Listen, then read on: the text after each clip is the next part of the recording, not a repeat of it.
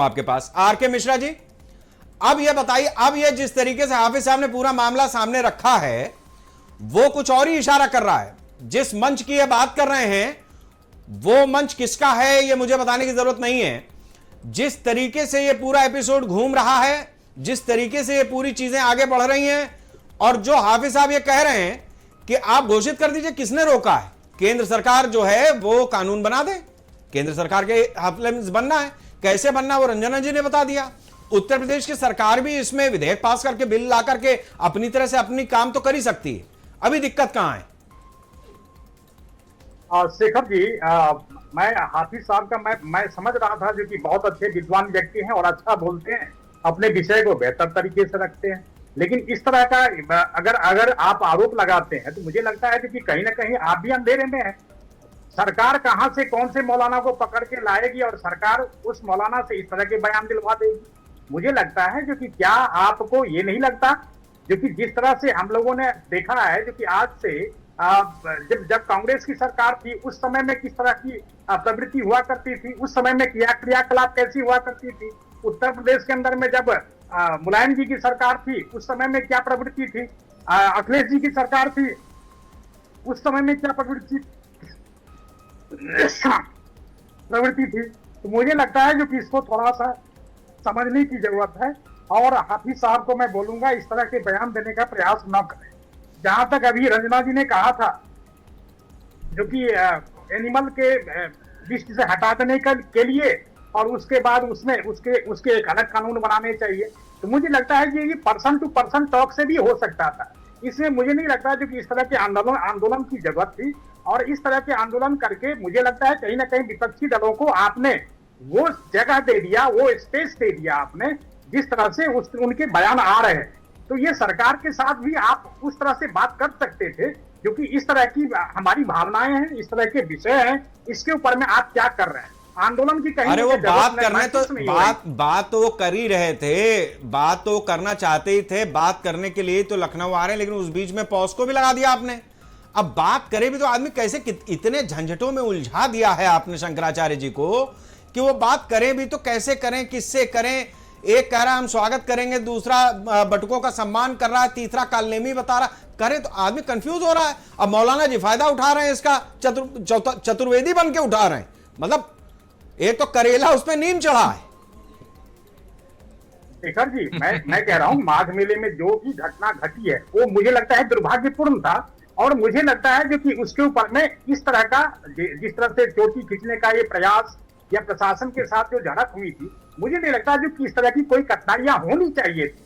क्योंकि मुझे लगता है कि जब कुछ उतनी भीड़ थी, अगर प्रशासन आपको रिक्वेस्ट कर रहा है, तो मुझे लगता है कि शंकराचार्य जी को भी वहां पर कहीं ना कहीं ये सुनिश्चित करना चाहिए। के जमाने में भी गांव को लेकर आंदोलन हुआ था। लेकिन हाफिज साहब मैं आऊंगा आपके पास, तो हाफिज साहब बीच में नहीं। हाँ, अपनी बात पूरी करें मिश्रा जी। उस चीज को आगे बढ़ाने का जो प्रयास किया गया, वो थोड़ा सा कहीं ना कहीं लगता है जो कि ठीक है, जो एक माहौल बन रहा है, वो माहौल ऐसा लग रहा है जो कि प्रशासन से इनका टकराव होगा। और ये कहीं ना कहीं प्रशासन या सरकार और शंकराचार्य जी के बीच में कहीं ना कहीं मतभेद है और इस वजह से कहीं ना कहीं टकराव की स्थिति होगी। लेकिन ऐसा कुछ नहीं है, सरकार भी संवेदनशील है और शंकराचार्य के प्रति उनकी जो भावना है वो कहीं किसी से छिपी नहीं है। केशव प्रसाद मौर्य जी हो या ब्रजेश पाठक जी हो, सबने कहा है। ठीक है, अब मैं इस वार्ता को आगे बढ़ाता हूं। मिश्रा जी मैं आऊंगा आपके पास। रंजना जी, आप तो खुद पीठ से जुड़ी हुई हैं, जिस तरीके की स्थिति बनी हुई है, अब ये देखिए कि एक तो पहले अपने सनातन पर जो हमला हो रहा था वो बाहर से हो रहा था, वहां तक तो एक चीज समझ में आ रही थी, थोड़ा हिंदुआना एकजुट हुआ था, वो भी कुछ अच्छा लग रहा था। लेकिन जिस तरीके की स्थिति बनी है यहां, तो अब ये हो गया ना कि मतलब जिसको कहते हैं ना कि जो आते जाते कोई भी लात मार करके जा रहा है, तो एक तो ये बड़ी भयावह स्थिति हो रही है। इस पे मौलाना चतुर्वेदी लिखने लगे हैं। उससे आगे की बात यह है कि वो जिस तरीके से बयान दे रहे हैं वो अपने आप में बड़े विभत्स हैं, मतलब अभद्र नहीं, विभत्स हैं वो। और उससे भी बड़ी चीज यह है कि शंकराचार्यों को भी, ये बीजेपी के हैं, ये कांग्रेस के हैं, ये सपा के हैं, ये बसपा के हैं, मतलब ये स्थिति आ गई है। देखिए शेखर जी, कुछ घटनाएं होती हैं जो अप्रत्याशित होती हैं, बिना सोचे विचारे, कोई उनका इंटेंशन नहीं होता है, वो घट जाती हैं। जो 18 तारीख को घटना घटी शंकराचार्य जी के साथ, पालकी वाली, और अप्रत्याशित घटना थी। परंतु वो जो घटना उनके शिविर में जाके बटुकों के साथ चोटी खींची गई, अब उसको तो हम ये नहीं कहेंगे कि अप्रत्याशित थी, क्योंकि वो वीडियो आपने भी देखा होगा, हमारे बड़े भाई मिश्रा जी ने भी देखा होगा। छोटे छोटे बच्चों को कपड़े खींच करके बूटों से मारा गया, वो अप्रत्याशित घटना नहीं थी।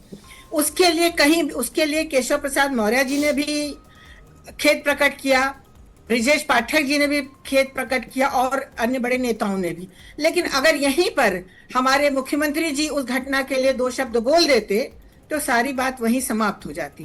बजाय उस घटना को बोलने, उस घटना पर खेद प्रकट करने के, हमारे मुख्यमंत्री जी ने भरे सदन में ये कहा कि शंकराचार्य है वो प्रूफ करें। तो अब ये दुर्दिन नहीं आ गए हैं कि भारतीय समाज के, कि हमारे सर्वोच्च धर्मगुरु को योगी जी, मुख्यमंत्री तो राजा होता है, हम सबका पिता होता है, वो ये कहे शंकराचार्य जी ये प्रूव करें। हालांकि शंकराचार्य जी के पूर्व की और योगी जी के संबंध भी मुझे मालूम है, बहुत अच्छे थे, टेलीफोनिक टॉक होती थी, एक दूसरे को गले मिलकर एक दूसरे से भाई समेत जैसा प्रेम था। तो ये बात योगी जी न कहते तो थोड़ी उसकी खूबसूरती बनी रहती। उस एपिसोड को अगली बनाया। हमारे जो मुख्यमंत्री हैं, मुखिया हैं, ये पिता समान होते, इनको बड़ा दिल करके कह देना चाहिए था। दूसरी बात यह है, गौ रक्षा के लिए तो स्वामी जी पिछले 2 वर्षों से कर रहे हैं। और तीसरी बात यह है, ये आंदोलन नहीं है, ये आंदोलन नहीं है, ये अपनी बात करने के लिए एक ये समागम स्थल है जिसमें संत और महंत इकट्ठे होंगे, अपनी बात कहेंगे। हाँ, ये जरूर है कि लोगों में प्रचार प्रसार हो गया है, सत्ता और शंकराचार्य का टकराव है, लेकिन इन्हें अंदर की बात मालूम नहीं है। योगी जी और शंकराचार्य जी का आपसी संबंध बहुत अच्छा था भी और आज भी है।